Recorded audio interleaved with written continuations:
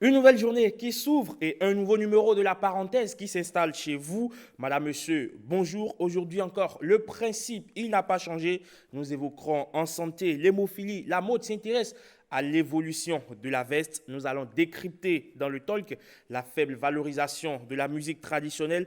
Tout ceci est à découvrir dans un instant. Le temps de prendre le pouls des prévisions astrologiques, Pipi Wabaho et l'horoscope quand la divination imaginaire se mêle à l'humour. Madame, monsieur, la parenthèse est ouverte. Madame, Moi, c'est Madame Oléry. oui, moi je vous souhaite longue vie. Amen, amen. Parce que vraiment, Je suis fort. Je Oh, suis, wow, vous êtes fort. je suis pas né. Et ils m'ont fabriqué. Ah, vous êtes. Je ne suis pas un homme. Vous êtes de génie. Ils m'ont fabriqué. Ah, vraiment, vous Descendant êtes de super. Dieu. Wow, directement. wow. Moi, je suis né en mois du juillet. Juillet, oui. Juillet, Hmm, juillet. 29 juillet. 29 juillet. Vous êtes parapluie. Et non. Oui, parapluie. Vous êtes parapluie. Si parapluie, Ça veut dire quoi? c'est un bon signe. Merci. Mais Merci. il y a maintenant un coup d'eau. Les signes parapluie, il préfère, s'il a 1000 francs dans sa poche, il préfère donner ça à l'autre et dormir à jeun. Monsieur, j'ai pas Hein? beaucoup d'argent. Eh, Wow, Merci. wow. Il aime faire ça. Je suis comme ça. Il est prêt à donner tout ce qu'il a aux autres. Et lui, il va rester comme ça. Wow, vous êtes génie. Parce que, vraiment. ben, l'épreuve,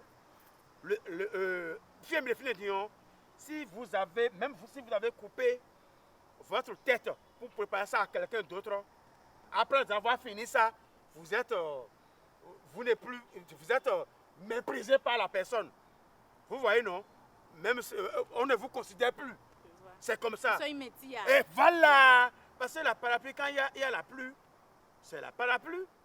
Et c'est lui qui subit les conséquences de l'eau.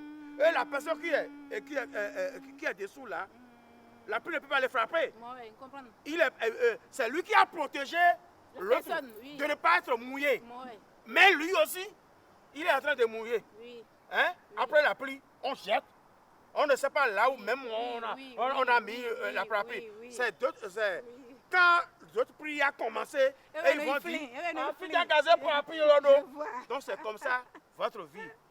La soleil, c'est lui qui c'est la parapluie qui va protéger l'autre. L'autre est dans l'ombre. C'est lui qui subit la chaleur. Monsieur, Et après, on le jette. Je peux changer maintenant. Là où vous êtes maintenant, Oui.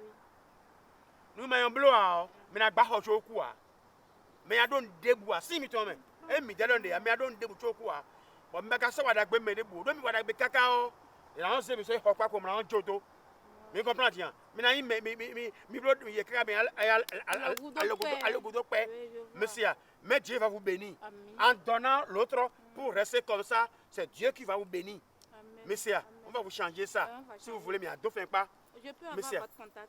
Contactez, il n'y a pas de problème. C'est 00 00 Oui. 00 encore 4 et 6 0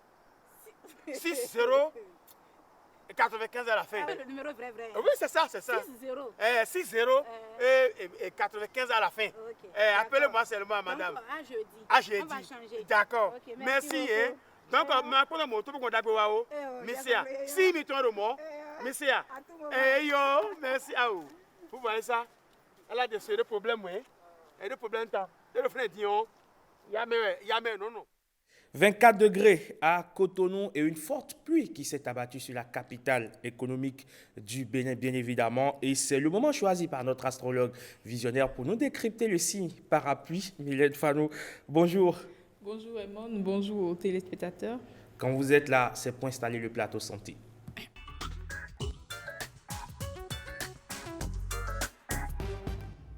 De quoi partons aujourd'hui? De l'hémophilie, c'est une maladie grave qui, dans ses formes les plus sérieuses, peut avoir un impact important sur la qualité de vie du malade. Alors, l'hémophilie est liée à une anomalie de la coagulation du sang qui fait courir au malade le risque d'hémorragie interne et externe et interne, donc des saignements abondants et anormalement longs en cas de blessure et parfois en l'absence de blessure. C'est une maladie rare et génétique qui touche essentiellement les garçons dès la naissance. Alors, comment diagnostiquer l'hémophilie? Quels sont les traitements? On en parle ce matin avec le docteur Jean-Robert Clotoé. Bonjour. Bonjour. Vous êtes physiologiste. Tout à fait. Merci d'être avec nous. Merci. Je le disais dans mon introduction, dites-nous, qu'est-ce que c'est que l'hémophilie? L'hémophilie, je pense que vous l'avez un peu décrit dans votre introduction. C'est bien une maladie hémorragique de type génétique. C'est une maladie rare.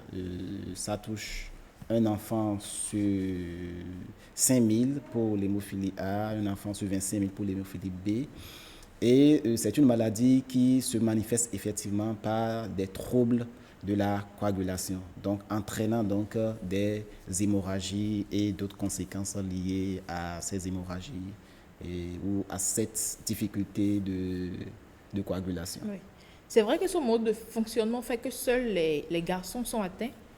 Oui, disons essentiellement les garçons, on ne dira pas seuls. On va trouver des cas, c'est assez rare quand même, où effectivement on peut avoir une atteinte au niveau également de la femme. C'est une maladie qui est transmise par un chromosome. Pourquoi c'est seulement au niveau des garçons? Oui, tout à fait, parce que c'est une maladie qui est transmise par un chromosome, le chromosome INS. Et c'est une maladie à transmission récessive. Donc, chez la fille, chez la femme, généralement, nous avons 2 INS. Et donc, si un des INS porte évidemment la maladie, l'autre compense. Oui. Et donc, les femmes, on va dire qu'elles portent la maladie, mais elles ne font pas la maladie. Donc, mais elles peuvent transmettre. Mais chez le garçon, on a un X, un Y. Ce qui fait donc que si le garçon reçoit le gène X de sa maman portant la maladie, le Y qui est là ne compense pas. Et donc, c'est ce qui explique que c'est essentiellement les garçons qui feront la maladie. Essentiellement les garçons qui en souffrent. Essentiellement. Ça fait quand même, bizarre. On se demande mais pas exclusivement. Voilà. On se demande s'il y a des cas au Bénin. Bien sûr que des cas d'hémophilie, il y en a. Comme nous avons dit, en moyenne, on a dit ça va toucher une naissance sur 5000.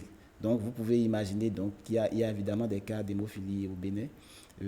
J'en connais personnellement certains cas. Et si vous allez au niveau du CNHU, au niveau d'autres centres hospitaliers universitaires, vous allez rencontrer effectivement ces gens de personnes souffrant de ce trouble. Alors, comment est-ce qu'on sait qu'on en souffre, puisque ce sont les enfants qui sont les plus exposés? Le diagnostic se fait comment? Le diagnostic va se faire à l'hôpital. Et évidemment, il y a des signes qui vont être évocateurs. Évidemment, vous allez constater que chez l'enfant, déjà à partir de la petite enfance, dès que l'enfant commence par marcher, suivant les cas, on peut déjà avoir des cas de saignement spontané, ça c'est dans les cas majeurs, ou vous avez des cas d'hématome, c'est-à-dire l'enfant a un petit traumatisme et puis il y a un gonflement. Donc ces signes-là vont alerter les parents. Une fois à l'hôpital, on va faire une prise de sang et le laboratoire fera le diagnostic. On va constater qu'il y a certains éléments de la coagulation qui manquent au niveau de ces personnes-là. Donc là, le diagnostic est établi. La personne sera diagnostiquée hémophile. Après le diagnostic, est-ce qu'on parlera de type, de forme ou d'étape d'hémophilie ou il n'y a qu'un? Oui, absolument. Déjà, on a 2 types. Nous avons l'hémophilie A, qui est liée à un déficit de ce que nous appelons le facteur 8. Les facteurs de la coagulation sont des acteurs qui interviennent dans le processus entraînant l'arrêt d'un saignement par la formation d'un caillot. Et chez l'hémophile, il y a un de ces facteurs-là qui manque. Lorsque c'est le facteur 8, on dira que c'est l'hémophilie A. Et lorsque c'est le facteur 9, on dira que c'est l'hémophilie B. Donc, 2 types. Mais évidemment, on a également, en termes de gravité, on aura des formes majeures, c'est-à-dire sévères, des formes modérées et des formes mineures, en fonction évidemment de l'absence ou du déficit. Chez certaines personnes, nous avons moins de 1% de facteurs, c'est-à-dire du facteur 8, du facteur 9. Là, ce serait une forme qui sera qualifiée de sévère. Lorsque ça touche juste, on a 1 à 5% du facteur présent, on dira que c'est une forme modérée. Et voilà, une forme mineure lorsque nous avons plus de 6%, c'est-à-dire 6 à 30%. Et donc, la gravité, effectivement, de la maladie est fonction de la quantité de ces facteurs-là présents au niveau de l'individu. Alors, y a-t-il pas un test ou quelque chose d'autre, un truc du genre pour très vite détecter la maladie et la prendre en charge dès le début? Si déjà dans la famille, il y a eu des cas d'hémophilie, effectivement, les nouvelles naissances, les parents peuvent être amenés à dire, on fait rapidement le diagnostic pour savoir. Mais généralement, comme je vous l'ai expliqué, c'est lorsque ces symptômes de type hémorragique là s'installent, soit des hémorragies spontanées ou bien des hématomes qui vont se former, que effectivement les parents vont se rendre à l'hôpital pour faire le diagnostic. Oui, alors on va faire plus simple. Oui. Je suis hémophile, je me blesse un tout petit peu ici, c'est que le sang commence par couler sans s'arrêter. C'est bien cela, n'est-ce pas? Absolument. Si j'ai bien compris la ça va leçon. couler un certain temps. Ça va Plus longtemps que chez la quelqu'un normale, de normal. oui. D'accord. Oui. Alors, on ne connaît pas forcément tout le vocabulaire lié à votre spécialité, mais concernant cette maladie, il y a des termes qui reviennent souvent. L'hémostase, par exemple, l'arrêt du sang. Qu'est-ce que c'est? Comment est-ce qu'on fait comment est-ce que l'hémophile procède quand il se coupe? Ok. L'hémostase, c'est l'ensemble des mécanismes dont notre organisme dispose, qu'il met en branle pour permettre, à ce que le sang puisse circuler de façon fluide dans les vaisseaux sanguins et surtout pour empêcher que nous ayons des écoulements prolongés, c'est-à-dire pour stopper très vite les saignements lorsque nous nous blessons. Alors, de façon normale, comme je le disais, c'est une cascade de réactions qui va s'effectuer et qui va aboutir à la formation d'un caillot. Ce caillot a pour rôle de vite colmater les brèches et d'empêcher le sang de s'écouler longtemps. Chez l'hémophile, nous avons des éléments ou un élément qui manque. C'est comme un effet domino. Donc vous voyez, dans l'effet domino, dès qu'on saute un élément, nous n'aurons pas le résultat final. Donc il y a un problème de coagulation chez l'hémophile. On fait comment pour faire aller? Est-ce qu'il y a un traitement pour... Est-ce que c'est curatif? Déjà, il faut le dire, on ne guérit pas de l'hémophilie. Mais il y a des traitements qui permettent évidemment de contenir la maladie. Il y a des traitements prophylactiques qui peuvent permettre à l'individu de vivre pratiquement normalement. Mais ce que je dis, c'est des traitements qui sont un peu onéreux. Nous sommes d'accord? Sinon, nous avons dit qu'il y a quelque chose qui manque. Facteur 8 qui manque ou facteur 9 qui manque. Il suffit donc de façon prophylactique à ce que l'on fasse des injections répétées, par exemple 2 à 3 fois par semaine pour l'hémophilie A. Aujourd'hui, avec l'hémophilie B, il y a des traitements où on peut faire une fois tous les 15 jours. Et donc, cet apport de facteurs permettra à l'individu de pouvoir coaguler normalement. Parce que ce qui manque a été apporté. Donc ça, c'est un traitement préventif. De façon, lorsque l'hémorragie survient, lorsque la personne ne subit pas un traitement préventif, alors là, on peut faire une injection, effectivement, d'une dose donnée de ce facteur. Mais il faut vous le dire qu'ici, tout le monde ne peut pas, ou tout le monde n'a pas accès à ce type de traitement, comme je le dis, parce que ces concentrés de facteurs ne sont pas disponibles et s'ils le sont, ils sont à un coût élevé. Donc ici, on va utiliser plutôt ce que nous appelons du plasma frais congelé qui permet d'apporter, pas de façon spécifique ce qui manque, mais c'est du plasma d'un donneur normal. Donc vous comprenez que dans ce plasma, nous avons tous les facteurs, y compris le facteur dont l'hémophile a besoin. Donc pour le moment, voilà un peu les deux types, les deux approches qui existent pour pouvoir traiter de l'hémophilie. Monsieur Clotoué, je suis hémophile, je suis issu d'une famille modeste. Oui. En clair, je n'ai pas de chance. Non. Ce qui importe, c'est les gestes qu'il faut enseigner. Il faut déjà que l'on puisse faire comprendre à l'hémophile qu'il est un peu particulier, qu'il comprenne sa maladie et donc qu'il évite ces genres d'activités susceptibles d'entraîner des traumatismes. Un hémophile, par exemple, ne peut pas jouer au football. Un fan du foot comme Herman. Oui, un hémophile. Il ne peut pas couper l'oreille non plus. Voilà, il ne pourra pas jouer au football comme tout le monde. À moins de couper rester à l'oreille. distance, voilà, de faire des passes. Mais il ne pourra pas jouer au football comme tout le monde parce qu'il doit se Il préserver doit des vraiment faire chutes. attention. Donc, si ces mesures-là sont respectées, c'est-à-dire le risque de survenue d'une hémorragie peut être sensiblement réduit. L'hémophile ne vit pas comme tout le monde. Oui, l'hémophile ne pourra pas vivre comme tout le monde, puisque évidemment l'hémophile a une particularité, c'est qu'il ne coagule pas comme tout le monde. Vous avez dit tantôt qu'il n'y a pas que les garçons qui sont atteints, il y a également des filles. Mais dans des cas très très rares. Très rares, mais Oui, ça existe. Oui, ça existe. Comment C'est bien documenté.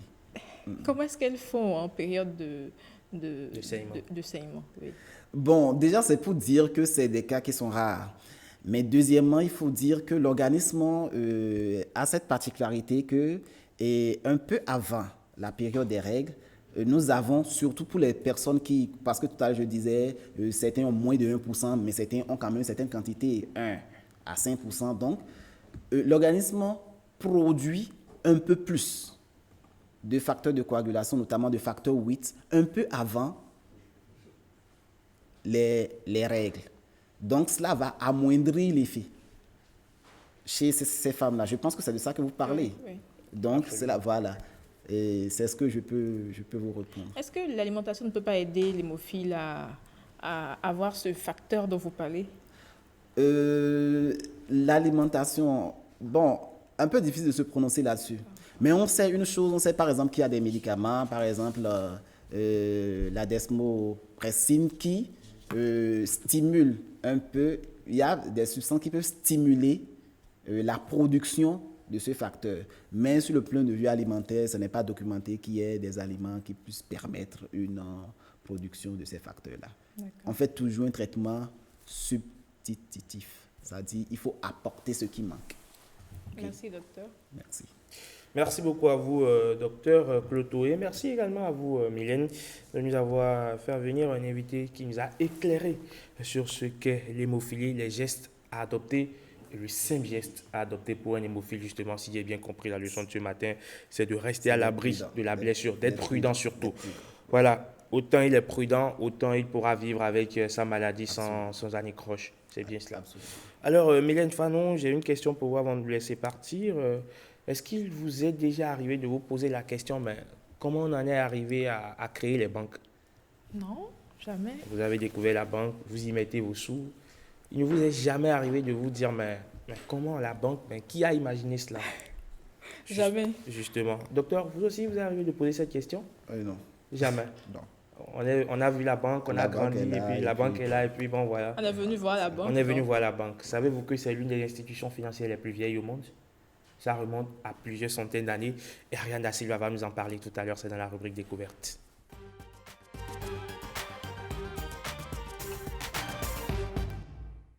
Découverte s'intéresse aujourd'hui à la banque. Comment en est-on arrivé à institutionnaliser, et bien évidemment, cette structure-là qui, bien évidemment, collecte les fonds et les fait générer des revenus? Bien évidemment, Ariane Da Silva va nous aider à comprendre cela. Ariane Da Silva, bonjour. Bonjour Herman, mesdames et messieurs, bonjour. Aujourd'hui, comme je le dis, donc, on va parler de la banque. La banque est née comment, Ariane? Alors, l'origine de la banque remonte à Babylone, où dès le 2e millénaire avant Jésus-Christ, le prêt sur marchandises, particulièrement les céréales, se pratiquait déjà dans l'enceinte des temples. Avec l'apparition de la monnaie vers le 7e siècle, les opérations de prêt d'argent et de dépôt se sont développées après s'être exercées dans un cadre religieux. Elles sont pratiquées par des personnes civiles sous l'Empire romain. Des banquiers privés poursuivent cette activité de prêt, de dépôt et en profitent pour avancer de l'argent pour le compte de leurs clients moyennant un intérêt jusqu'au Moyen-Âge, c'est-à-dire vers le 5e 5e siècle après Jésus-Christ, les activités de banque se limitent à des opérations de caisse, déposer ou retirer son argent. Le crédit est encore rarement pratiqué par les banques. Avec les croisades, des banques connaissent un développement important. Les échanges commerciaux s'accélèrent et les banques y participent en facilitant les achats et les ventes de biens, objets précieux, peaux d'animaux, matières premières. À partir du XIe siècle, les banquiers sont principalement italiens. La première banque a été créée à Venise en 1151. Vous vous imaginez? 1151, une Ben date oui. à retenir, 1151. 51. Tandis que la ville de Florence devient une place bancaire de tout premier plan. Des innovations apparaissent et facilitent les transactions telles que le chèque. Dans le même temps, les établissements bancaires comparables à ceux qui existent aujourd'hui sont dorénavant capables de recevoir des dépôts et de gérer des comptes. C'était le cas d'une célèbre banque d'Italie. Les villes de Londres et d'Amsterdam deviennent au XVIIe siècle des places financières importantes. Mais à ce qu'il paraît, justement, selon les recherches, c'est que c'est au 19e siècle, Ariane, que la banque moderne a vu le jour, n'est-ce pas? Alors, à partir de la fin du XVIIIe siècle, mais surtout au XIXe siècle, en pleine révolution industrielle,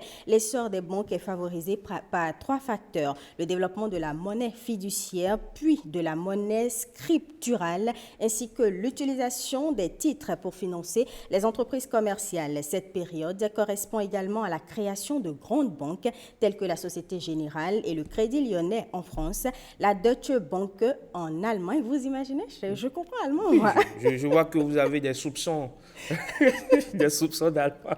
Alors, la Barclays Bank en Grande-Bretagne, petit à petit, l'État encadre l'activité des banques et souhaite les mettre sous sa tutelle. Au XXe siècle, l'État renforce son autorité sur les banques et impose des contrôles réguliers. Cela est d'autant plus nécessaire lorsque survient la crise boursière de 1929.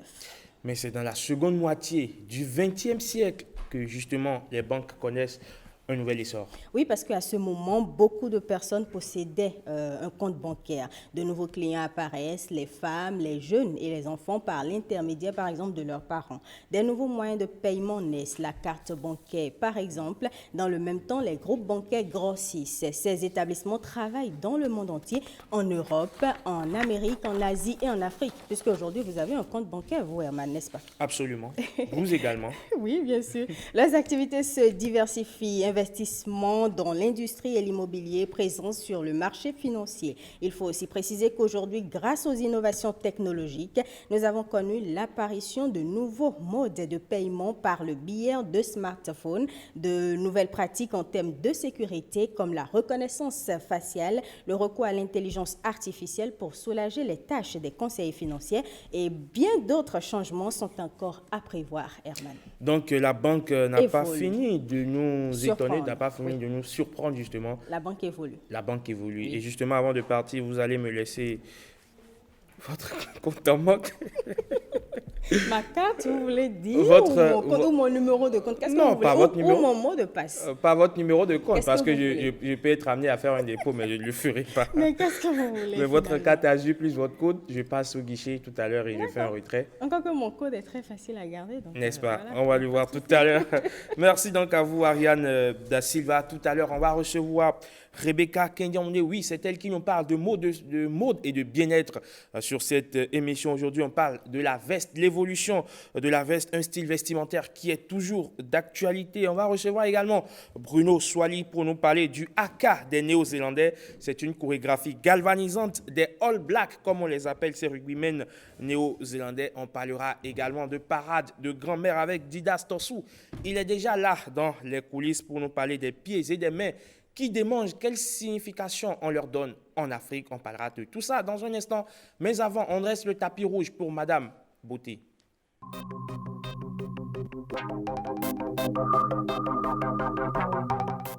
Madame Beauté est déjà là sur ce plateau, mais elle troque ce matin sa casquette de beauté contre celle de la mode.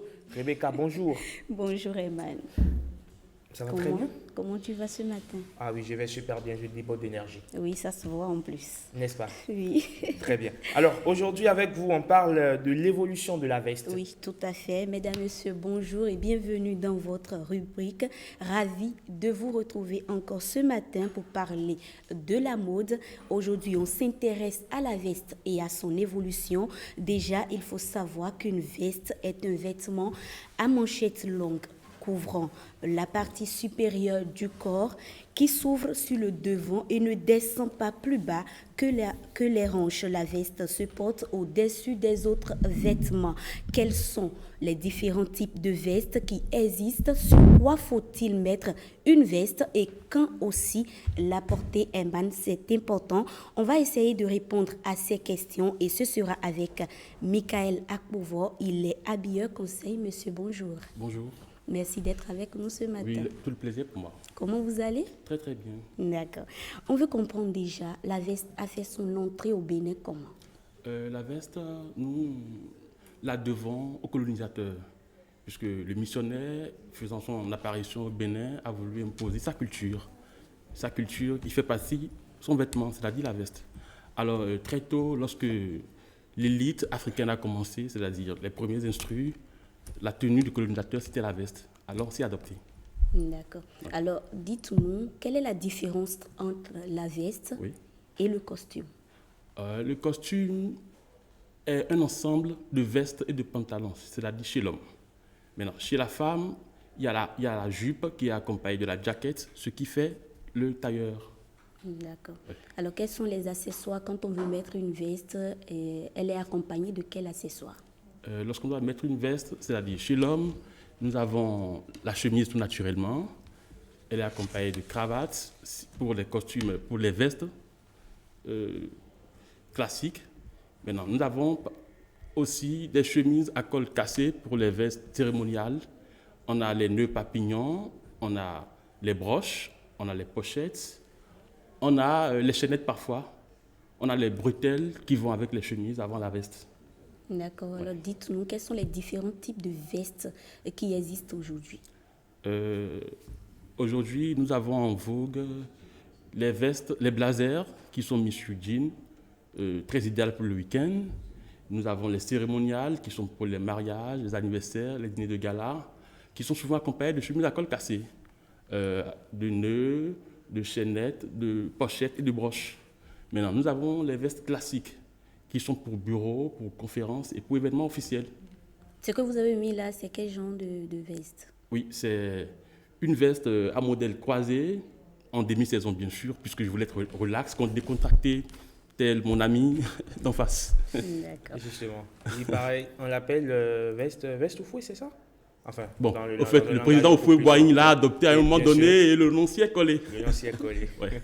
Alors, comment on va parler un peu de l'évolution de la veste? Est-ce que c'est la manière dont c'était conçu depuis sa création que c'est encore actuellement? Ah non. La veste est un vêtement très très ancien. Elle est restée comme ça jusqu'au XVIIIe siècle. C'était un vêtement qui a gardé tout son statut d'apparat. Maintenant, après le XVIIIe siècle, c'est-à-dire au début du XIXe siècle, elle s'est revue, notamment par certains couturiers. Nous avons Coco Chanel, nous avons Yves Saint Laurent, qui ont revu la veste de manière des coutures réduites. C'était plus large, c'est devenu plus confortable. Maintenant, au milieu du XIXe siècle, elle est patronnée, c'est-à-dire elle est réservée à une classe de bourgeoisie, c'est-à-dire les patrons d'alors de l'époque. Ainsi, la veste a connu une première modification, c'est-à-dire la première fente. Mais à un moment donné, à l'évolution du temps, on a compris qu'à une fente, on n'était pas très confortable de mettre la main à la poche.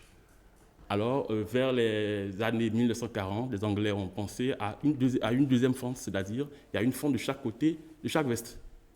Maintenant, de nos jours, nous avons les vestes telles que nous les voyons à deux fentes. Mais il y a les smokings qui font la différence, qui sont à une fente. Les croisés. Non, les smokings. Non, on a aussi connu les croisés. Oui, on a les croisés, mais je parle des fentes derrière. Absolument. Vous voyez, tout ça participe à l'évolution de la veste jusqu'à nos jours. Sinon, on a connu les vestes normalement, plus larges, après plus rétrécies et plus normales. Après, on a connu les premières fentes, les deuxièmes fentes et d'autres modèles en plus. Alors, en clair, c'est la coupe qui a changé. n'est-ce Oui, pas? c'est la coupe au fait qui fait la différence.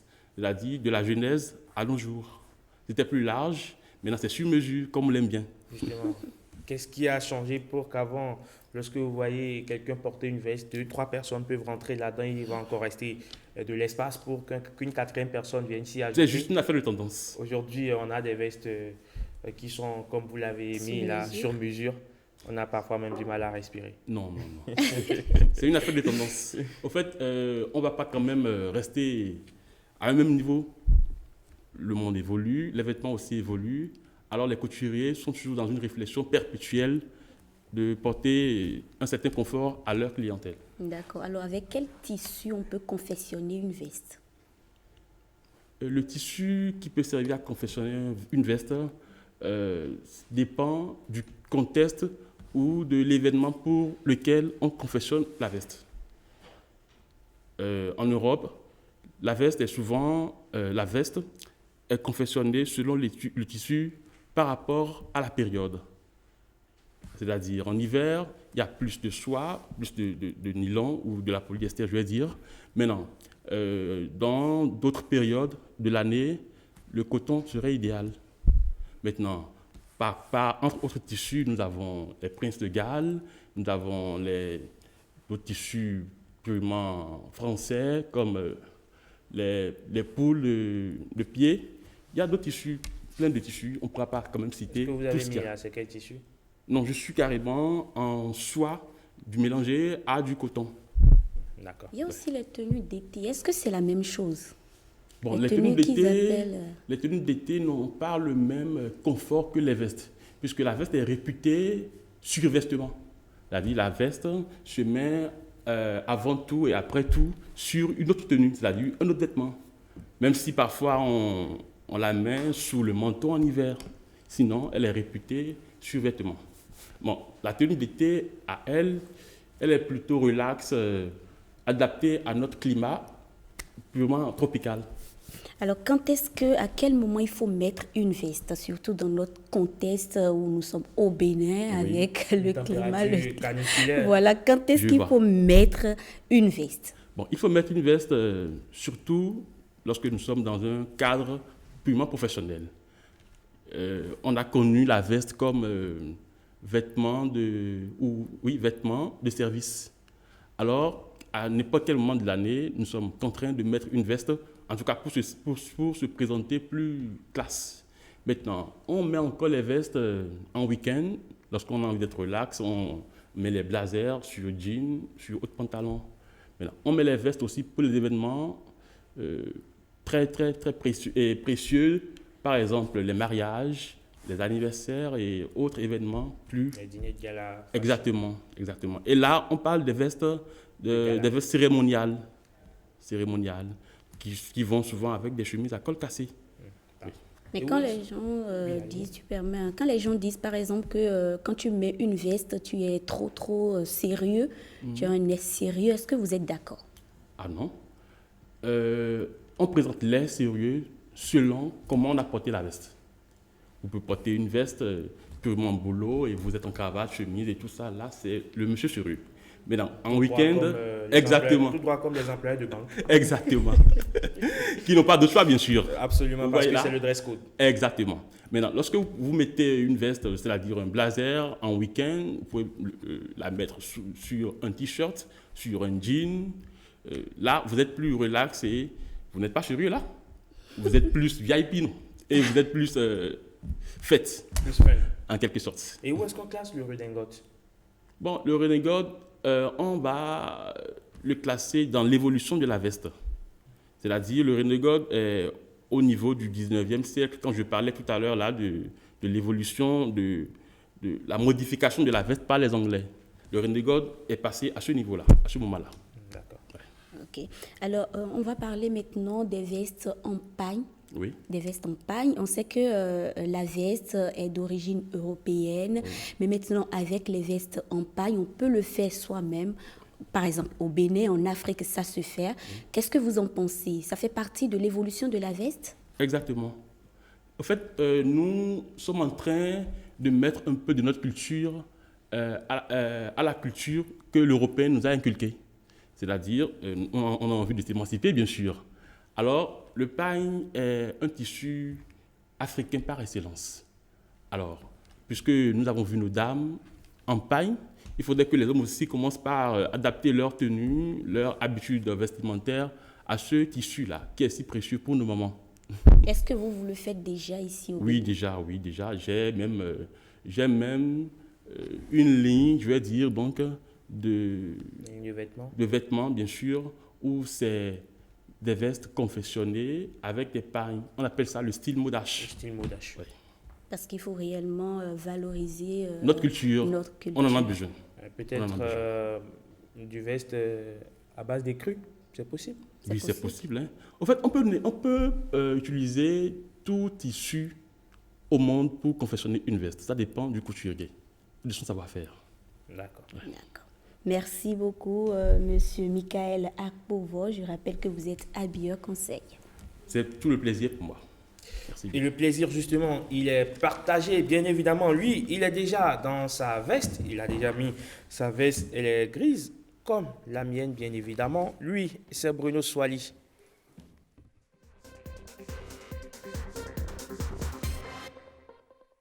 Bruno Swali, bonjour. Bonjour Herman et salut aux téléspectateurs. Vous êtes venu au pied levé sur le plateau de La Parenthèse. Vous arborez un sourire assez large ce matin. Apparemment, tout s'est bien passé pour vous ce matin. Oui, tout s'est bien passé parce que voilà, on a bravé les intempéries. Nous sommes là, donc dans la joie bien sûr, pour servir les téléspectateurs. Et justement, on parle d'une attitude de joie parce que avant de jouer leur match, les rugbymen néo-zélandais ont cette particularité-là d'offrir une chorégraphie.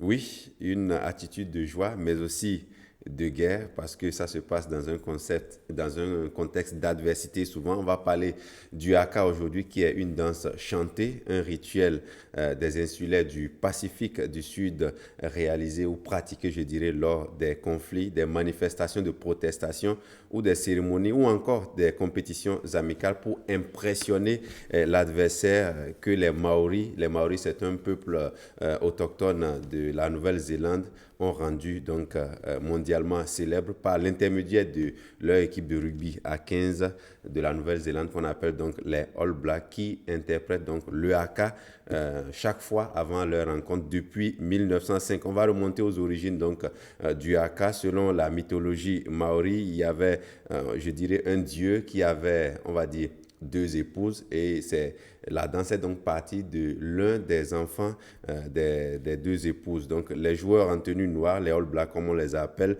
interprètent traditionnellement un haka avant le début de chacune de leurs rencontres, et cela a été systématiquement interprété depuis 1987. C'est vrai que c'est depuis 1905 que les All Blacks le font, mais depuis 1987, il y a eu l'interprétation officielle lors de la première Coupe du Monde de rugby. Il était donc auparavant réservé aux tournées des All Blacks seulement dans les pays étrangers. Mais les joueurs de rugby à 15 ne sont pas les seuls, il faut le dire, à pratiquer donc le haka lors des rencontres sportives. Les équipes de Nouvelle-Zélande de rugby à 13 aussi font le haka, comme leur équipe de basketball aussi font de même. Le haka occupe une part très importante dans la vie culturelle maori, donc des Nouvelle-Zélandais, et cela constitue également un élément fondamental de leur identité nationale. Donc, on pratique le haka partout, dans les lycées, dans les universités et même dans l'armée néo-zélandaise. En conséquence, les équipes sportives ont parfois choisi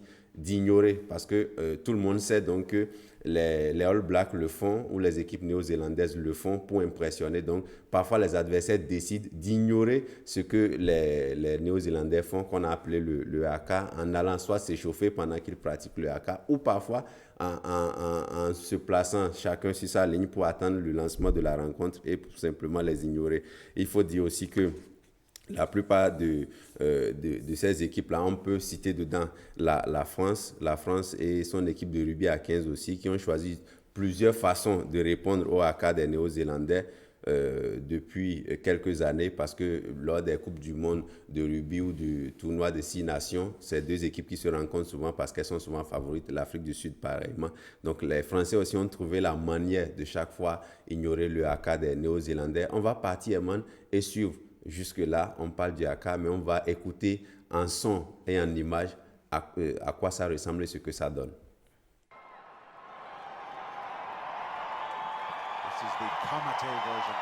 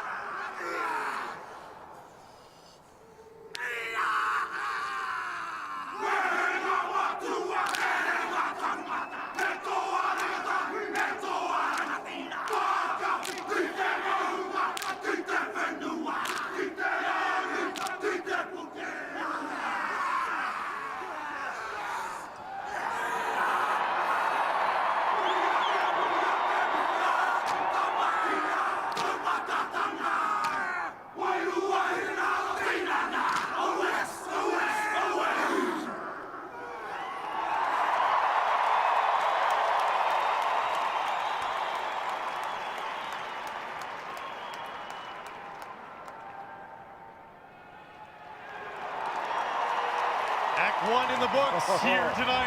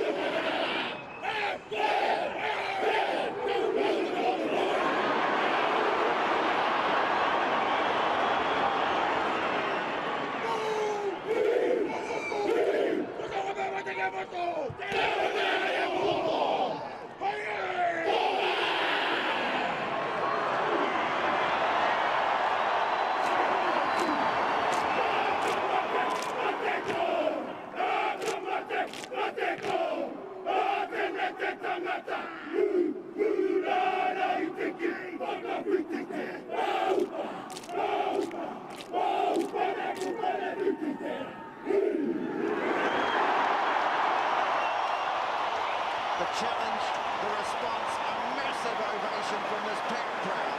And in a moment, kick-off.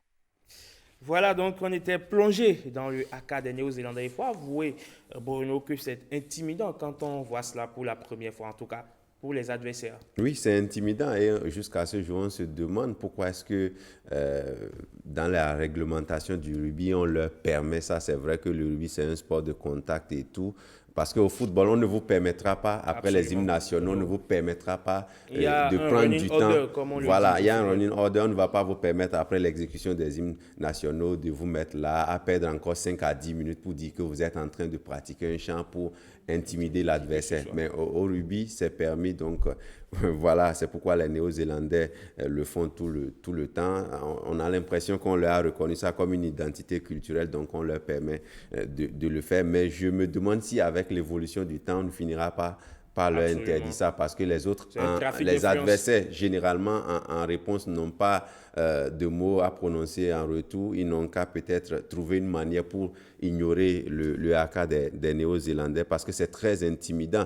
Et ce que j'ai oublié de dire, c'est qu'au niveau du haka, figurez-vous que dans la culture néo-zélandaise, on choisit souvent le plus laid, excusez l'expression, de l'équipe. C'est-à-dire celui qui fait le plus En tout peur cas, physiquement. celui qui physiquement n'est pas n'est le pas mieux représentable. Voilà, donc c'est lui on choisit souvent pour être le lead du haka. Donc généralement quand vous regardez pendant qu'ils le font, il y a quelqu'un qui entonne, il y a celui-là qui mène le chant. Et donc quand vous le voyez, bon, vous allez tout comprendre. On va rapidement partir. Moi, j'ai une deuxième vidéo pour voir la traduction quelque peu du haka. C'est vrai qu'on entend à peine ce qu'ils disent, c'est eux seuls qui savent vraiment ce qu'ils disent. On va partir voir la traduction française du haka et on revient juste après.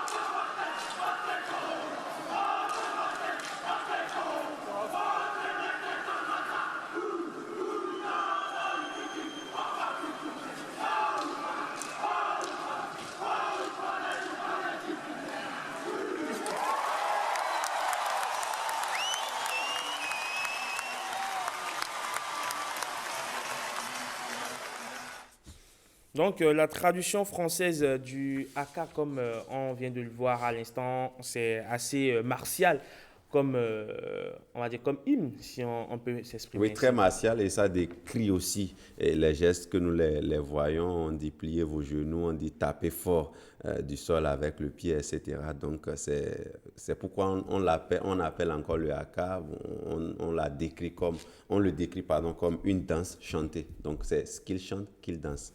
Voilà, donc ces rugbymen néo-zélandais là qui ont cette identité quelque peu culturelle et sportive également.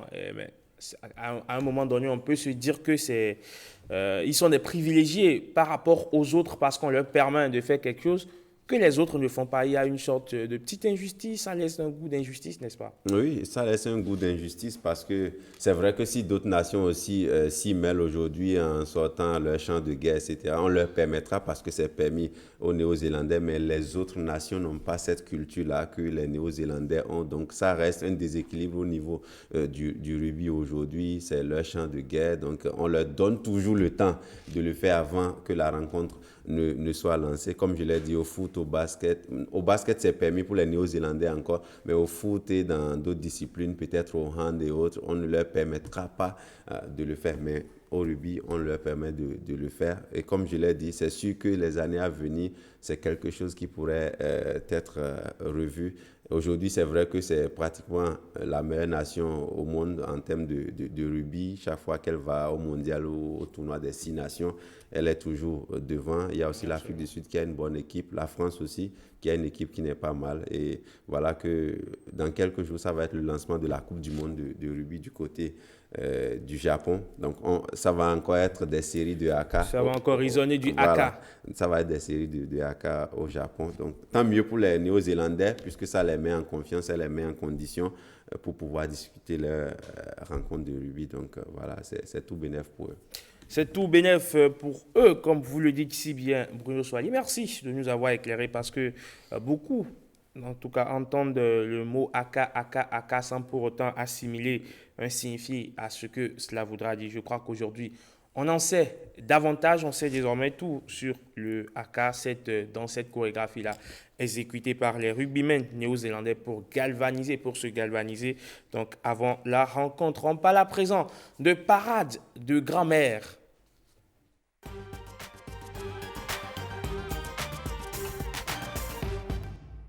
Parade de grand-mère s'intéresse à un sujet pour le moins atypique ou quelque peu particulier. Bruno Soilier, bien souvent, bien évidemment, comme d'habitude, on se gratte les mains, on se gratte les pieds. Il y en a qui vont vous trouver toutes les explications possibles. En tout cas, Mylène Fanouana également une. Mylène, bonjour. Bonjour, Edmond.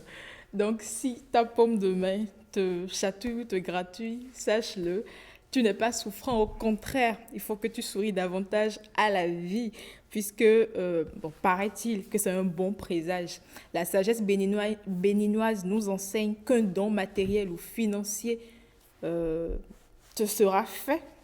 Est-ce vérifié ou là encore De toute façon, chaque une fois histoire que je suis en manque de fiduciaire, je vais me mettre à gratter les mains. Non, tu ne grattes pas la main, ça te chatouille naturellement. Que ça démange. Oui, exactement. Et psychologiquement, je vais me mettre à démanger ça pour que... Ça ne marchera pas, ça ne marchera pas. Donc, est-ce une vérité ou juste une histoire encore à grand-mère? On le saura avec le sociologue Didas Tassou. Bonjour. Bonjour. Merci d'être encore là. Bonjour. Bonjour. Alors, la main qui démange, bon ou mauvais présage? Merci beaucoup. La main qui démange, c'est un bon présage. Un bon présage parce que c'est tout comme si quelque chose vous annonce un bonheur. Un bonheur surtout l'argent. L'argent, ce n'est pas vous aurez une maison, vous aurez une voiture, ou bien vous allez réussir à un examen, ce n'est pas surtout ça, c'est surtout l'argent qui vous attend. Mais il faut préciser que quand on parle de démangeaison de paume de main, ce n'est pas parce que ça ne vient pas tous les jours. Ce n'est pas quelque chose que tous les matins, quand vous vous levez, vous ne vous lavez pas, ou bien vous allez au champ quelque part, quelque chose vous pique, vous commencez à gratter, vous allez dire, bon, j'aurai l'argent. Non. Encore que nous sommes à la veille de la rentrée des classes, il ne faut pas que quelqu'un reste quelque part et commence à gratter sa paume de main pour dire, bon, le dimanche, j'aurai l'argent, j'irai acheter les fournitures. Non, ce n'est pas quelque chose qui vient régulièrement. Et quand ça vient, vous constatez que ce n'est pas ordinaire. C'est au fond même de votre main, ce n'est pas quelque chose de simple comme ça. Que comprendre quand c'est la main droite, par exemple? Ou les deux veulent dire la même chose, veulent signifier la même chose? Oui, souvent, il faut dire les deux, mais surtout la main droite. Vous savez, la main droite, c'est elle qui porte souvent le bonheur, comme on le dit. Il ne faut pas qu'on confonde avec l'idée de c'est la main gauche, le cœur, où on parle de sentiments, ce n'est pas ça. Ici, la main droite, c'est lui qui apporte le bonheur. Voilà. Et la main gauche? La main gauche, oui, c'est tout comme si l'argent qui va venir va repartir. Quand c'est la main gauche, c'est comme si ça va repartir. Mais l'argent va venir. Mais il pourrait repartir. Donc si aujourd'hui ta main droite te démange et en journée tu as les sous, tu as l'argent, le lendemain, ma main gauche, ta main gauche se met à te démanger. Ça veut dire que l'argent compte partir? Ça pourrait partir. Ah, mais si les deux peuvent arriver le même jour, c'est possible. Si la main gauche me démange, je ne gratte pas. Non, on ne te demande même pas de gratter. Déjà? Non, il ne faut pas forcément gratter. C'est que vous sentez quelque chose de particulier. Ce n'est pas juste une démangeaison de tous les jours, là, comme je viens de le dire, quelqu'un qui est parti mettre une pommade quelque part et ça le gratte. Non, ou bien vous avez mangé quelque chose hier, vous avez un petit souci. Non, ce n'est pas ça. L'autre vient une fois peut-être par trimestre, ou bien par semestre, ou un an même, mais quand ça vient, vous sentez qu'il y a une différence, une vraie différence. Voilà. Et déjà, paraît-il que quand c'est la main gauche, quand la main gauche te démange, il faut que tu fermes ta main pour ne pas laisser partir l'argent. Mais quand c'est la main droite, il faut que tu laisses ouvert pour dire, voilà, je suis là, je reçois. Bon. Comment est-ce qu'il faut procéder? Non, il faut d'abord que ça vous démange d'abord. Ou bien, il faut que ça vous démange. Mais comme je viens de le dire, comme ça ne vient pas tous les jours, si c'est la main gauche, quand on vous donne quelque chose, qu'est-ce qu'on fait? On garde jalousement. Donc, je ne vais pas laisser partir. Mais l'autre, c'est comme je demande quelque chose. Quand ça commence à me démanger, je laisse ouvert que ça vienne vers moi. Voilà. Est-ce que ce sont juste des superstitions? Oui, vous savez, la parole de grand-mère, la grand-mère fait des expériences. C'est des expériences capitalisées qui nous font dire ça. Vous avez constaté 1, 2, 3 fois pendant des années. Et on conclut que quand ça arrive comme ça, voilà ce que j'ai comme bonheur, voilà ce que j'ai comme malheur. Donc, ce n'est pas écrit quelque part, non. C'est une perception de la vie, c'est des vécus qu'on vient, on cristallise comme expérience et on annonce comme une panacée. Il faut préciser que ce n'est pas quand ça démange simplement, ça démange en profondeur. Et même quand tu essayes de gratter, ça ne marche pas. Du Enfin, tout. même ça fait légèrement mal. Voilà. Et là, ça marche. Voilà. Et paraît-il, c'est aussi valable pour la plante des pieds. On dit souvent que quand la plante des pieds nous démange, ça signifie aussi quelque chose. Voilà. C'est le contraire ici. Donc, lorsque la planche des pieds vous démange, c'est comme un malheur qui se profile à l'horizon. Et il faut faire attention. Il faut s'y préparer. C'est ça. Mais ça ne vient pas tous les jours. Comme par rapport à la paume de main, c'est comme ça aussi pour la planche. Ça ne vient pas tout le temps. C'est une fois peut-être. Ça peut-être même faire 5 ans, 10 ans, vous allez constater ça. Donc, ce n'est pas que vous avez votre salaire, comme on l'a dit pour la paume de main. On sait qu'à la fin du mois, vous allez prendre votre salaire, ou bien vous avez travaillé, vous allez prendre vos sous. Vous êtes couturier, vous êtes artisan, vous avez travaillé, vous avez livré quelque chose, vous allez prendre l'argent. Il n'y aura pas de démangeaison de votre paume de main, par exemple. Non, c'est autre chose. Donc, de la même manière, pour la planche de pied, ce n'est pas la même chose. Ce n'est pas que vous avez pris l'argent chez quelqu'un, viendra vous voir pour vous prendre et vous foutre en prison. Vous savez déjà que vous avez mal fait. Vous avez créé une situation, vous allez subir les conséquences de la loi. Ça, c'est autre chose. Mais ici, la planche des pieds, c'est autre chose. Voilà. Avant, tu as vu l'expression de visage de Bruno? Oui, Bruno, l'expression faciale. il se demande, mais qu'est-ce que M. Didas nous raconte là? Je suis sûre que tu n'y crois pas ou ce n'est pas valable au nord du Bénin. Non, pas que ce n'est pas valable, mais c'est des choses qu'on ne sait forcément pas. Parce que pour la plante des pieds, par exemple, je ne savais pas que quand ça arrive, que c'est... Voilà, mais ça t'est déjà arrivé. Ouais, ça arrive. De malheur. Ça arrive, mais nous n'avons pas peut-être parfois les réflexes de demander aux personnes âgées, mais ce qui m'arrive, d'avoir la plante des pieds qui démange, quand elle en est la signification, on prend ça souvent comme un phénomène, enfin quelque chose qui arrive au corps humain naturellement. Et donc, on se dit donc que M. Didas, si c'était une autre partie du corps humain qui comptait l'argent, donc c'est cette partie-là qui allait démanger. Non, pas forcément. Ah non, les paumes démangent parce que c'est les paumes qui reçoivent l'argent. Donc, si c'est les oreilles qui grattaient, par exemple, qui comptaient l'argent, donc c'est peut-être les oreilles qui allaient démanger. Mais la grand-mère n'a pas vécu ça, peut-être. Voilà. Non, c'était pour rigoler. Oui, la grand-mère n'a pas vécu ça.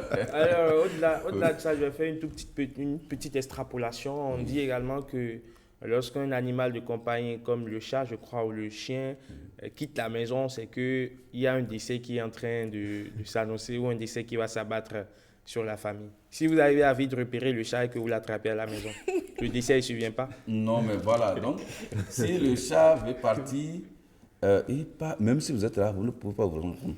Quand ça va venir, rien ne peut arrêter. Et rien ne peut arrêter. La parole de grand-mère l'a dit. Rien ne peut arrêter. Ça part et vous constatez. Vous pouvez être là, assis, et il va partir. Parce que l'événement doit pouvoir se produire. Vous ne pouvez pas arrêter ça. On dit, quand c'est un décès, est-ce qu'on a la force d'arrêter ça? Non. Même la médecine moderne n'a pas encore trouvé les moyens pour arrêter un décès. Donc, de la même manière, si ça doit vous arriver, le signe est là. Il va vous annoncer. Donc, si vous êtes souffrant, enfin grabataire, il faut autant attacher vos animaux de compagnie à la maison. Ils ne doivent pas bouger. Pas forcément. Il va hurler. Il va hurler, il va dire quelque chose. Je dois sortir. Voilà. Merci, M. Didas Sassou, pour vos éclaircissements. Merci beaucoup. Donc, Herman, désormais, fais très attention à ton corps. Si une partie de ton corps te démange. Monsieur Tossou, avant de le laisser partir... Parce que Didas ne sera pas là demain pour la DER, il sera là, non? On verra bien. On verra. Voilà. Non, mais si c'est son dernier passage, peut-être qu'il nous donne une autre parade qu'on n'a pas évoquée pendant la saison de la parenthèse. Bien, merci beaucoup. Avant ce de matin, partir, la pluie, vous avez subi c'est un bonus. Voilà, vous avez subi la pluie. La pluie, oui. Voilà, donc la parole de grand-mère dit aussi que quand vous êtes en train de faire une activité, qu'il y a plu, c'est qu'il y a du bonheur. D'accord. Donc, il y a du bonheur. Si là, ce matin, ça nous a mis en difficulté, donc on considère que c'est le bonheur. Non, mais vous venez au service, c'est sous la pluie, c'est bien.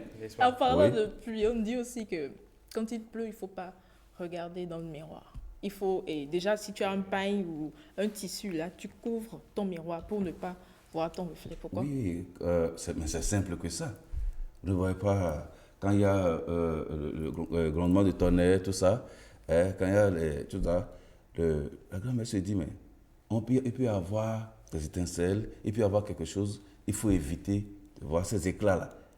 Je vous ai dit, c'est des expériences capitalisées, des années après, avant de déduire que tel que ça se passe, si on le fait, il y aura un malheur. Si vous faites ceci, vous posez tel acte, vous aurez telle conséquence fâcheuse demain ou tout de suite. C'est pourquoi on vous demande de ne pas poser tel ou tel acte. Voilà. Mais je voudrais revenir un peu sur la plante des pieds. Vous savez, les gens font le sport. Le matin, parfois, ils portent les chaussures ou non. Qui ne prennent pas parce qu'ils sont partis au sport et qu'ils ont un petit problème, ils commencent à gratter pour dire, bon, non, le malheur vient. Non. Il faut qu'on fasse le point. Il ne faut pas que les gens pensent que, bon, je gratte le pied, en même temps, il ne faut pas que je gratte. Non. S'il y a quelque chose, il faut agir normalement. Et alors, j'allais revenir très rapidement sur le fait que quand les mains grattent, c'est vrai, on estime que l'argent vient. Quand les pieds grattent, on estime que c'est le malheur qui vient. Mais quand on commence pas à se gratter la cuisse, les gens vous disent que vous avez la mycose, ce qu'on appelle atita. C'est pas normal. C'est pas pareil. C'est pareil. Parce que je gratte aussi. Non, il faut l'hygiène. Il faut l'hygiène, tout simplement. D'accord. Il ne faut pas confondre ce que la grand-mère dit et nos comportements habituels. D'accord. Voilà. Et le chien ou le chat qui pleure la nuit? Oui, c'est celui qui a eu un écho ou une image, quelque chose qui frappe et il veut vous annoncer. Déjà, généralement, Enfin, on quand dit il dit que pleure, c'est aboyer ou miauler. Oui. Voient au-delà de ce que nous voyons. Oui, c'est ça. Et ça se passe toujours comme ça. Pourquoi aujourd'hui, avec la technologie, les forces de l'ordre se font accompagner par les chiens? Parce qu'ils reniflent mieux que même leur machine. Il y a l'odeur même. Vous êtes à plus d'1 kilomètre, il y a le flair. Et c'est ça. C'est pourquoi nos grands-parents, nos grands-mamans ont toujours ces animaux à côté pour les aider. Donc, Voilà. ça n'a rien de spirituel? Pas forcément, non. Voilà.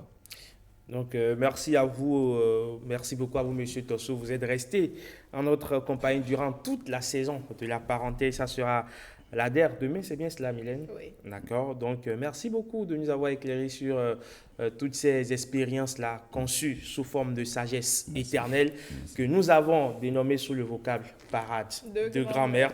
Donc, grand-mère nous a légué des héritages immatériels, bien évidemment, ces pensées-là qui font à chaque fois référence à grand-mère. Et dès que nous agissons, ces parades ou ces paroles de grand-mère résonnent dans notre tête quelque part aussi. C'est des règles de bonne conduite, c'est des règles érigées pour dresser la société, pour avoir une société de plus en plus humaniste, une société beaucoup plus humaine. Monsieur Tosso, merci d'être resté en notre compagnie durant toute la saison. Merci. Vous allez rester avec nous pour le talk, bien évidemment. Mais avant le talk, on fait un tour, vous le savez, aux relations publiques et on revient juste après.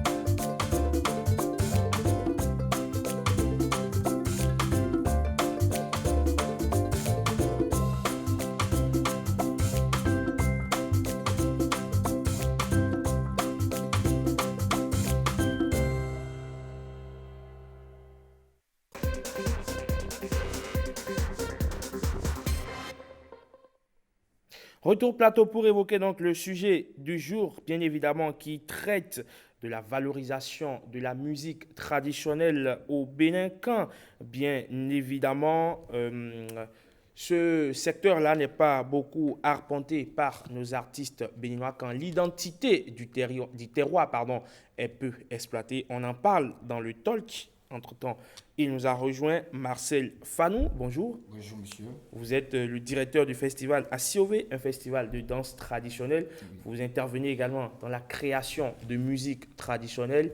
Vous savez donc faire un agencement savant des rythmes pour pouvoir créer, bien évidemment, une de notes assez agréable à l'ouïe. Et justement, on reste avec vous et mes autres collègues et consultants également, M. Tossou, sociologue, Rebecca Kenyonde, Madame Maud Beauté et bien-être dans la parenthèse, et Bruno Swali, Monsieur Sport, bien évidemment, pour évoquer cette question-là. Alors, dites-nous, déjà, la musique traditionnelle, c'est quoi? Quand on veut catégoriser la musique, aujourd'hui, on parle de musique traditionnelle, on parle de musique urbaine, on parle de la musique traditionnelle, c'est quoi? Merci. En fait, lorsqu'on parle de la musique traditionnelle, ce qui commence par marquer la différence à ce niveau, c'est le mot traditionnel. Et la tradition, c'est quoi en fait? C'est ce que l'autre n'a pas et que toi seul tu as. La tradition, c'est ce que nous faisons et qui n'appartient pas à d'autres personnes. On rentre dans n'importe quel pays, nous allons parler de la tradition. Alors lorsqu'on parle de la musique traditionnelle, c'est cette musique-là qui est seulement à notre portée. Et lorsqu'on commence par exécuter cette musique, ça donne notre identité. On peut déjà dire que celui-là, il vient d'ici, il vient de l'Afrique du Sud, il vient du Bénin. Alors la musique traditionnelle, c'est cette musique qui est puisée dans tout ce que le Bénin sait faire. Quand on parle de la musique traditionnelle béninoise, dans tout ce que le Bénin sait faire en matière de musique et qui n'est pas allé importer, qui n'est pas allé chercher ailleurs, mais qui est venu de ce Bénin-là profond. C'est ça la musique traditionnelle. Justement, et aujourd'hui, mais Rebecca, Becca de Jésus, comme vous voulez qu'on vous appelle, aujourd'hui, la remarque est que les artistes ne veulent plus puiser dans cette musique traditionnelle. Là, on essaie un peu de se calquer quelque peu sur le modèle occidental. On se réclame de la musique urbaine. Est-ce que musique urbaine ne veut pas forcément dire, ou veut dire rompre avec la musique traditionnelle ou rompre avec les objets de la musique traditionnelle, les instruments de la musique traditionnelle? Moi, je pense que oui, mais pas totalement.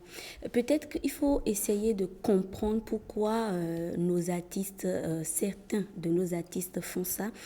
Ils se disent certainement la musique traditionnelle est laissée pour les aînés, est laissée pour les gens, par exemple, qui ont vécu à une certaine époque ou qui ne sont pas instruits en griffe. Ils se disent que ce sont eux qui peuvent valoriser ces genres de musique. Et comme oui, eux, ils ont déjà un niveau intellectuel, ils peuvent aller de l'autre côté parce qu'il faut dire aussi que la musique traditionnelle n'est pas valorisée. On trouve que en écoutant la musique traditionnelle, on n'est pas à la mode. On trouve qu'en écoutant la musique traditionnelle, on n'est pas avec la réalité. Et donc, du coup, tout le monde a tendance à écouter la musique moderne. Ce qui amène les artistes à se dire, mais si le public veut tout le temps entendre la musique moderne, pourquoi ne pas aller vers la musique moderne? Je pense que c'est aussi à cause de ça que nos artistes se tournent vers la musique moderne. Alors, vous faites partie de cette jeune génération-là, on va le dire, de cette jeune génération-là aujourd'hui, mais dans cette jeune génération, on a, par exemple, à côté au Mali, quelqu'un comme Sidiki Diabaté qui est allé puiser dans la musique traditionnelle de son pays parce que c'est un prince, justement, c'est un griot. Donc, il allait puiser dans cette musique-là de griot qu'il a essayé de moderniser. Et donc, aujourd'hui, tout le monde adore écouter du Sidiki Diabaté. Comment se fait-il qu'on n'arrive pas à faire justement le même alliage ici chez nous au Bénin? Il faut nécessairement que nos artistes aillent à l'école de ces stars qui sont dans les pays voisins. Comme je le disais, ils n'aiment pas le faire parce qu'on se dit que non, le public n'aime pas entendre ça. Moi, je pense que quand on utilise, par exemple, le zéli d'Abomey, qu'on mélange avec une musique, le rap, par exemple, ça peut donner quelque chose. Pourquoi pas le slam aussi? Ça peut donner quelque chose. Il suffit juste que nos artistes mettent dans la tête que créer l'innovation dans la musique aussi peut amener le public à s'intéresser plus à leur talent. Alors Bruno Soali, dans un contexte aujourd'hui où l'innovation est surtout la chose la mieux partagée, parce qu'aujourd'hui, on n'a rien à enseigner à ceux-là qui ont inventé la musique dite urbaine. La seule chose qu'on peut faire, c'est d'adapter la musique urbaine à nos réalités, à notre style musical pour trouver le juste milieu. Est-ce que vous ne pensez pas justement on va dire que l'innovation, c'est de mettre ensemble ces deux types de tendances-là, à savoir celle traditionnelle et celle urbaine? Oui, je crois qu'il faut trouver, on va dire, le juste milieu pour pouvoir jumeler les deux, parce qu'il est clair que sur le marché du showbiz aujourd'hui, la musique urbaine a pris le pas parce que forcément ceux qui font de la musique urbaine chantent mieux que ceux qui font de la musique traditionnelle, mais ça, c'est aussi au niveau des consommateurs. Les consommateurs de la musique qui préfèrent, lorsqu'il a un bar, lorsqu'il a une buvette, lorsqu'il a un maquis, il préfère jouer de la musique urbaine parce qu'il sait que c'est ce que les clients aiment, il sait que c'est ce que les consommateurs de la musique aiment, plutôt que de jouer la musique traditionnelle. Donc, il faut qu'on arrive à un niveau donné où notre culture intègre, je dirais, soit intégrée dans la musique moderne pour qu'il y ait un alliage ou qu'on trouve un juste milieu. Parce que sinon, à la longue, c'est que notre culture va disparaître petit à petit, parce que la musique quand même, et ce n'est pas notre invité qui va me contredire, la musique est quand même un moyen pour, je dirais, promouvoir notre culture aussi, parce que dans la musique traditionnelle, peut-être que ça fait la promotion du Zéli, ça fait la promotion du Agbadja. Voilà, donc dans la réalisation des clips, on découvre encore plus aussi comment les différents rythmes traditionnels se dansent. Et donc, lorsque tout le monde verse dans la musique urbaine, dite urbaine, parce que c'est ce qui fait le buzz aujourd'hui, c'est ce qui attire plus de monde, ça commence par faire mal au niveau de la culture et c'est bien dommage. Mais il faut dire qu'il y a aussi l'environnement qui compte. Vous avez donné l'exemple de Sidiki Diabaté, vous avez des pays comme le Mali, le Niger encore et même le Sénégal. Ce sont les 3 pays que je peux citer. La Guinée aussi, ce sont les pays que je peux citer dans la sous-région où au niveau de la musique, il y a un grand effort qui est fait à cause de l'attachement de ces peuples-là à leur langue et à leur culture. On sait tous que ces pays que j'ai cités, le Mali, le Sénégal, le Niger, la Guinée, c'est des pays où les gens, jusqu'à ce jour, sont encore très attachés, que ce soit du point de vue vestimentaire, que ce soit du point de vue de la musique, très attachés à leur culture. Et donc, lorsque tu es artiste, si tu tentes de faire du moderne, ce n'est pas évident que tu aies du buzz comme celui-là qui fait du traditionnel. Donc, vous voyez les gens au Niger, ils chantent en germain, ils chantent en Hausa, et la musique passe et les artistes sont très très très célèbres là-bas. Donc ils n'ont pas besoin de venir faire du rap, etc. pour être connus. Vous allez au Mali, la même chose, vous chantez en Bambara, etc. Vous pouvez vous faire une grande côte parce que le peuple même est très attaché à sa culture. Vous suivez les chaînes de télévision à l'étranger, ça se ressent que ces gens-là, ils sont très attachés à leur culture. Vous voyez le journaliste, il ne fait pas 2-3 phrases sans mettre des mots en langue. Donc il y a l'environnement aussi qui compte, Herman Amegan, c'est ce que je voulais évoquer. Alors, monsieur Tossou, aujourd'hui, d'abord, on estime que la musique, c'est pour véhiculer un message, bien évidemment. Et aujourd'hui, on s'appesantit moins sur le message que sur le rythme, ce qui fait qu'on se dit, si peut-être, si je fais de la musique traditionnelle, c'est que je serai obligé de m'appesantir plus sur le message que sur le rythme. Parce qu'à l'évidence, c'est qu'on écoute des morceaux dont on ne comprend rien du tout, mais rien qu'à écouter le rythme, on essaie de bouger quelque peu sur le morceau. Merci beaucoup. Vraiment, ce sujet, il est très important. Moi, quand vous parlez de musique urbaine ou moderne, je ne sais quoi, c'est du bruit, tout simplement. Il n'y a rien à retenir. Il n'y a rien à retenir. Musique traditionnelle, c'est mieux. Il n'y a rien à retenir dans vos musiques modernes. Passer quelque part au bord d'une buvette, ce n'est que du bruit. Et les médecins vont pouvoir travailler après. Je suis sincère, c'est du bruit. Mais quand on parle de musique traditionnelle, prenez Alekpe Haou, prenez Bézé, prenez mais quand vous allez à des manifestations et que vous écoutez Sagoran, vous écoutez Bézé, vous écoutez Alekpe Haou ou Bessi, etc., on a du plaisir à écouter. Il véhicule non seulement la tradition elle-même des messages, que ce soit des messages sentimentaux, que ce soit des messages de vie et de sagesse, vous avez ça. Vous avez ça. Pourquoi on veut laisser ça? Pourquoi on veut quitter cette tradition, ne pas améliorer ce que nous avons et dire que vous avez fait de musique urbaine qui n'est que du bruit? Moi, je dis c'est du bruit. Excusez-moi, j'ai été un jour au stade de l'Amitié où on faisait la promotion d'une boisson, que je tais le nom. Arrivé là-bas, il n'y a que du bruit. Les gens faisaient du bruit. Ah, mais je dis, qu'est-ce que je vais retenir? Je vais attraper la maladie et repartir? Non. Donc, je crois qu'il vaut mieux que nous travaillions davantage pour que nos musiques traditionnelles prennent d'ampleur. Si Bessie quitte le Bénin, si Alépé ou bien Sabouran quitte le Bénin pour aller aux États-Unis, vous allez voir, il vous fait des merveilles. Mais vous allez ici, nous sommes là, on n'arrive même pas à bien faire la chose et arriver en Europe ou dans un pays étranger. Nous ne sommes ni premier ni deuxième, on est toujours en dernière position. Il vaut mieux faire ce que nous connaissons et arriver, on va dire oui, c'est musique traditionnelle, celui-là a mené. Et il va jouer, on va le qualifier par rapport à ça. Mais il ne faut pas qu'il dise je suis musique moderne et arriver là-bas qu'il échoue. Donc je crois qu'il vaut mieux que nous mettions davantage nos énergies sur les musiques traditionnelles. Alors, monsieur Fanon, comment on fait aujourd'hui pour trouver le parfait équilibre entre la musique dite traditionnelle et celle dite moderne et urbaine, pour pouvoir trouver un style de musique assez particulier? Parce qu'au final, lorsque vous allez en Côte d'Ivoire, les Ivoiriens vous disent qu'ils ont inventé le coupé décalé. Lorsque vous allez tout près à côté de chez nous, au Togo, les Togolais vous diront qu'ils ont inventé le Guita avec le groupe Toufan. Vous allez au Nigeria à côté, ils vous diront qu'ils ont inventé l'afrobeat. Mais nous, on a inventé quoi? On n'a rien inventé au final. Au fait, il y a un problème qui se pose à ce niveau. Beaucoup de nos artistes béninois, quand ils se lèvent, se disent « je veux moderniser la musique traditionnelle ». Ce n'est pas toutes les musiques traditionnelles, toutes nos musiques traditionnelles qui ont besoin d'être modernisées.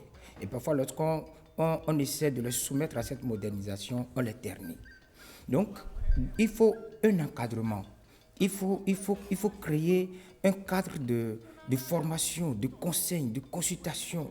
Et c'est très important si on veut vraiment valoriser notre musique. Il n'y a pas de musique qui n'a pas besoin d'être valorisée. Mais lorsque vous ne savez pas valoriser une musique, vous allez la faire disparaître.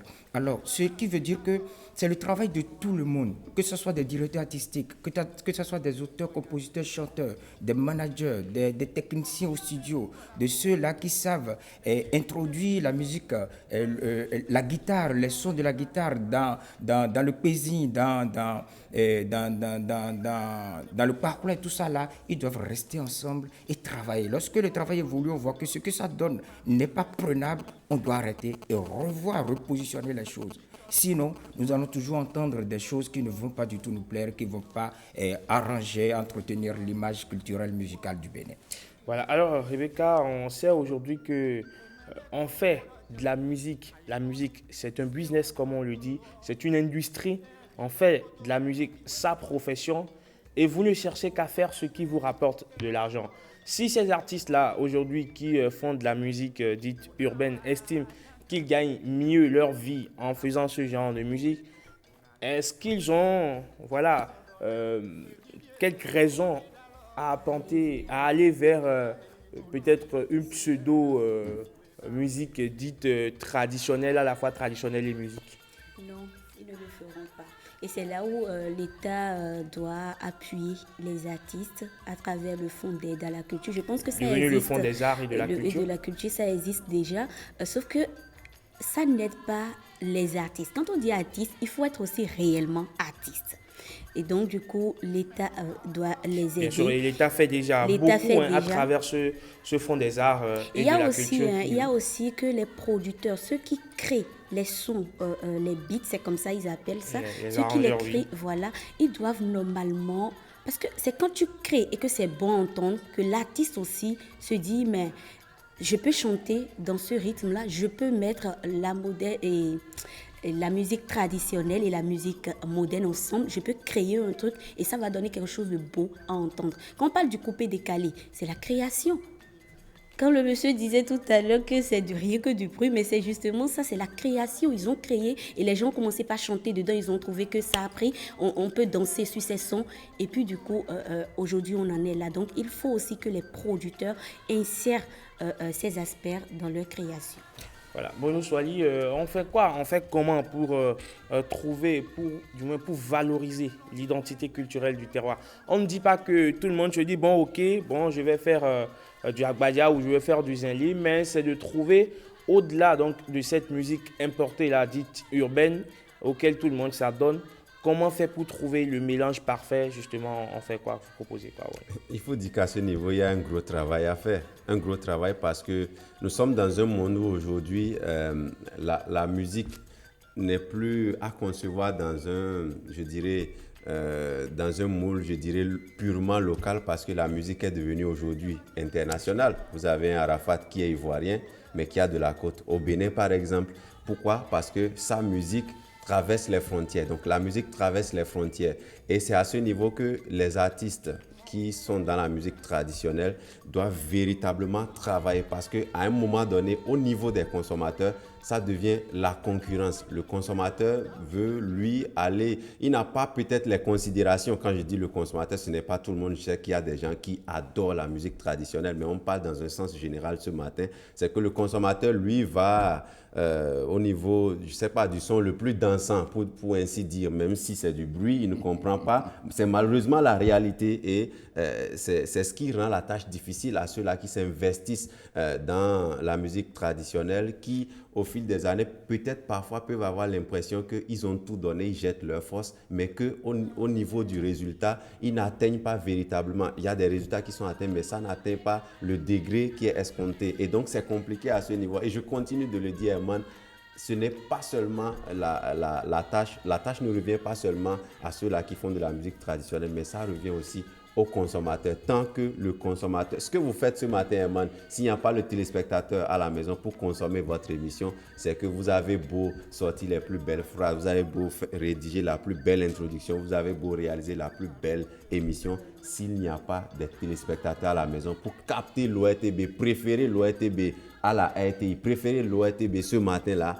à France 24, TF1, c'est que ce que vous êtes en train de faire n'aura eu aucun effet. Et c'est pratiquement. en cela ma célèbre formule, Voilà. sans vous. Donc nous n'existons pas. Donc à ce niveau-là, on ne peut pas mener ce débat, moi j'insiste là-dessus, sans mêler le consommateur. Si nous, consommateurs, si nous nous tournons vers la musique traditionnelle, ça va donner, je dirais, beaucoup plus de force, même psychologiquement et même dans l'envie à ceux-là qui pratiquent la musique traditionnelle, d'aller davantage, de travailler davantage et pourquoi pas, comme on l'a dit, de trouver le juste milieu pour intéresser les deux camps, c'est-à-dire ceux qui aiment la musique moderne et ceux qui aiment la musique traditionnelle, de trouver un juste milieu pour pouvoir jumeler les deux et c'est très important. Donc il faut que nous, consommateurs, nous ayons aussi un regard sur la musique traditionnelle parce que notre jeune génération aujourd'hui, malheureusement, est en train de, je dirais, tout gâcher en ce sens-là.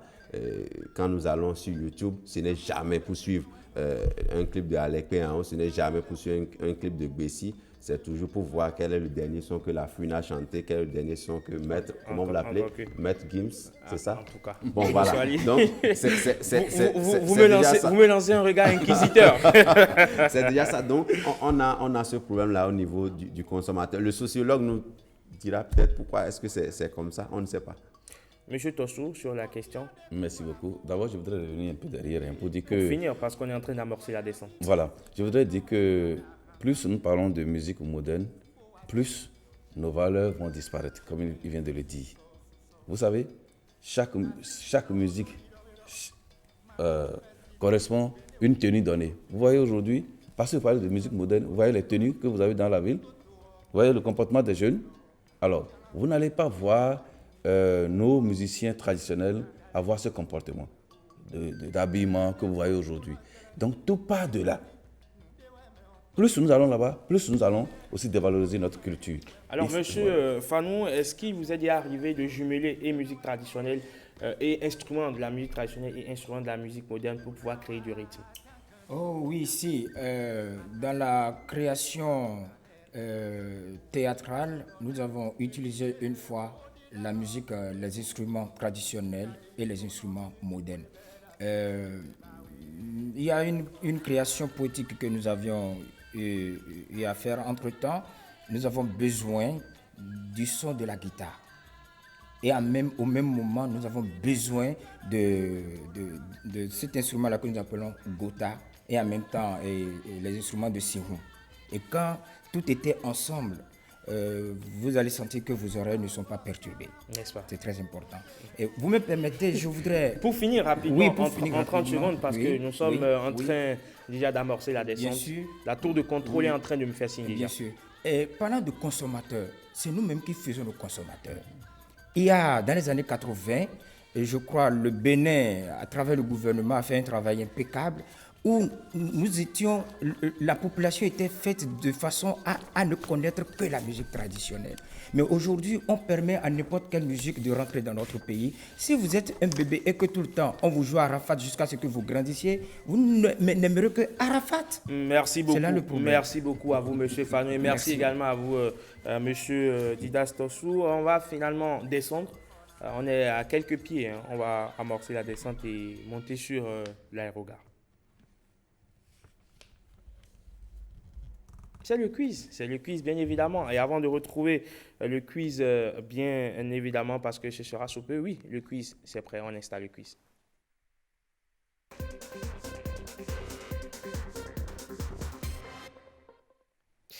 Messieurs, le quiz, vous connaissez le principe. Alors, j'explique le principe très rapidement à monsieur Fanou. C'est 5 questions pour déterminer un super champion. Si vous quittez d'ici en étant champion, c'est que vous êtes un champion à jamais, un champion devant l'éternel. 2 équipes, 2 équipes très rapidement. Vous êtes avec la jolie demoiselle qui est à côté de vous. Donc, vous faites équipe avec elle, équipe A, et vous serez en face des 2 messieurs qui sont devant vous. Équipe B, Didas Tossou et Bruno Soilé. Que suis-je? Je suis un bâtiment. Si vous avez la réponse, vous avez jusqu'à taper et vous donner la réponse. Okay. Que suis-je? Je suis un bâtiment qui a été construit entre 1792 et 1800 sur des plans de l'architecte James Hobban. C'est en 1791 que, suite à la recommandation de l'urbaniste Pierre-Charles L'Enfant de faire dédier une résidence sur le bord d'une petite crique du fleuve Potomac, que j'ai été construit. Je constitue le cœur décisionnel. C'est là que ça se joue. Je constitue le cœur décisionnel de la politique américaine et la résidence officielle. La Maison Blanche. 1 point pour l'équipe A. Je constitue le cœur décisionnel de la politique américaine et la résidence officielle du président des États-Unis. Je suis la Maison Blanche. Qui suis-je? Je suis né le 21 novembre 1694 à Paris. Après des études de rhétorique, de philosophie et de droit chez les jésuites, j'opte pour une carrière littéraire. Je suis un écrivain et philosophe français. René Descartes. Mauvaise réponse. Et un philosophe français qui a marqué le XVIIIe siècle. Mais ma vie oscille entre succès mondain et littéraire, exil en Angleterre et même prison. Plusieurs de mes ouvrages ont été censurés au XVIIIe siècle. Non, mauvaise réponse. Plusieurs de mes ouvrages ont été censurés au XVIIIe siècle en raison de leur caractère jugé, mauvaise réponse, jugé subversif. Je suis l'auteur. C'est là ça se joue. C'est là ça se joue. Mesdames, soyez très attentifs. Monsieur, attentif également.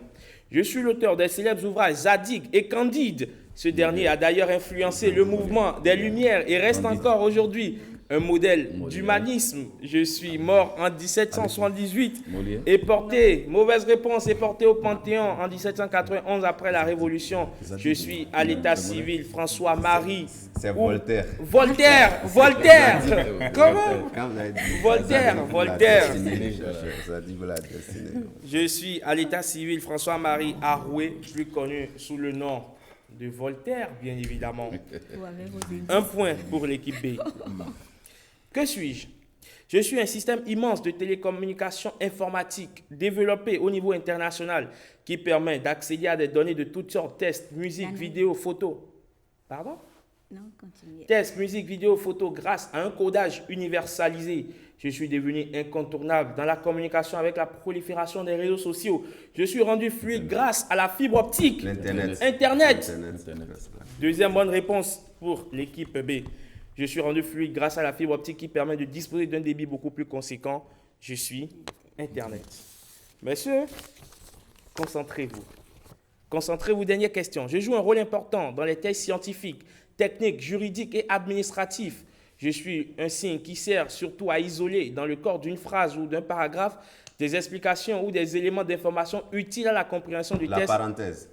La parenthèse. Tu n'es pas sérieux. Dans le corps d'une phrase ou d'un paragraphe, des explications ou des éléments d'information utiles à la compréhension du test, mais non essentiels, je peux contenir des indications très variées comme une date, un pourcentage, un renvoi à une référence bibliographique et bien d'autres détails. Je suis ouvert et refermé juste après. Je suis. Non, avec les indices, c'est la parenthèse. Je suis la parenthèse. Messieurs, merci d'avoir joué avec nous. Merci à vous. Le match est soldé par un score de 2 buts partout. C'est un match nul que j'y décrète. Qui n'est pas d'accord? La première personne qui n'est pas d'accord. Que la première personne à ne pas être d'accord descende du plateau. Alors, merci donc à vous, messieurs, d'être passés sur ce plateau. Merci à vous, monsieur Fano. Merci, Rebecca, Didas. Merci. Bruno, merci à vous également. Je vous retrouve. On dit merci également à vous, chers téléspectateurs, qui êtes restés en notre campagne depuis 7 heures. Je vous retrouve, ou toute l'équipe vous retrouve demain, quand il sonnera très exactement 7 heures également. D'ici à là, portez-vous très bien au revoir parce que justement, sans vous, nous n'existons pas.